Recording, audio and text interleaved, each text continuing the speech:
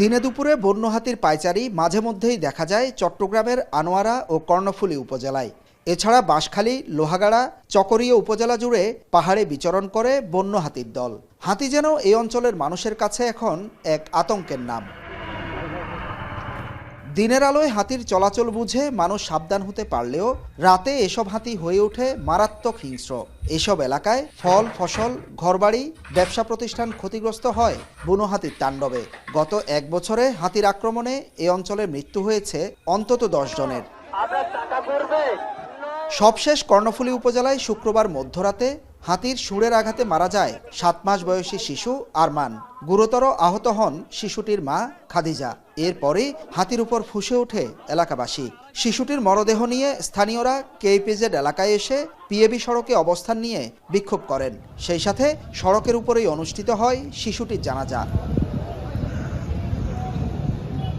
এ সময় কুরিয়ান ইপিজেড মোড়ে আনোয়ারা বাঁশখালী সড়ক অবরোধ করেন স্থানীয় জনতা। দাবি তোলেন এ অঞ্চল থেকে হাতি চিরতরে সরিয়ে নেয়ার। প্রায় 6 ঘন্টা সড়ক অবরোধের কারণে দুই পাশে আটকা পড়ে শত শত যানবাহন।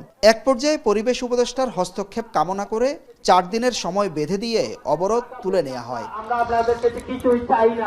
আজকে একটা ছোট বাচ্চা মারা গেছে, এর আগে অনেকজন মারা গেছে, কিন্তু বন বিভাগের কোনো কর্মী এবং প্রশাসন এর কোনো দৃষ্টান্তমূলক কোনো পদক্ষেপ এখনো পর্যন্ত নিয়ে নেই। স্থানান্তর করার জন্য আমরা বলছিলাম হাতিগুলো, তো আমরা পরিবেশ উপদেষ্টা থেকে আমরা ওভাবে কোনো ধরনের সিদ্ধান্ত পাই নাই। আমাদের দাবি হচ্ছে একটাই, যে আমরা ওনাদেরকে 4 দিনের আলটিমেটাম দিলাম হাতিকে যে কোনোভাবে রিলোকেট করার জন্য। হাতি ও মানুষের মুখোমুখি এই অবস্থানে এরই মধ্যে বন বিভাগ, প্রশাসন ও স্থানীয় জনতার মধ্যে বেশ কয়েকবার সভা হলেও কোনো সমাধান না হওয়ায় ক্ষুব্ধ দক্ষিণ চট্টগ্রামের মানুষ। সাধারণত খাবারের সন্ধানে লোকালয়ে হানা দেয় হাতি। বন্যপ্রাণী সংরক্ষণ আইন অনুযায়ী বন্য হাতি হত্যা কিংবা আটক করা দণ্ডনীয় অপরাধ। হাতি তাড়ানোর জন্য চারিদিকে বৈদ্যুতিক তারের সীমানা দিয়ে জেনারেটরের মাধ্যমে স্বল্পমাত্রার বিদ্যুৎ সরবরাহ করা হয়ে থাকে।